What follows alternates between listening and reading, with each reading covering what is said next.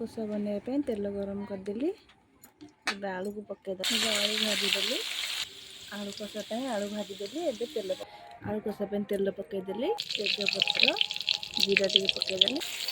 पियाज पकईदे पियाज टे रेड कलर करदे पियाज होगानी एबे मसला पकईदे रसुन पेस्ट पकईदे लंका गुंड लुण हल्दी गुंड गरम मसला चलते पकईदे मसला तो टी होगानी एबे पकईदे घाटीदे कुछ समय छाड़े मसला होगानी एबे टमाटो पकईदे कुछ समय छाड़दे सीझापी एबे मसला होगानी आलू को पकईदे आलू को पकईदेली घाटीदे किसी समय ताकि छाड़ीदे कि बास्ना दूसरी आलू कषा केमती आलू कषा होगानी टिके पानी देदे टिके समय फुटिया छाड़ीदे आलू कषा होगला पूरा बास्ना देलानी केमती कमेंट बॉक्स रे जणाइबे। रहिली नमस्कार।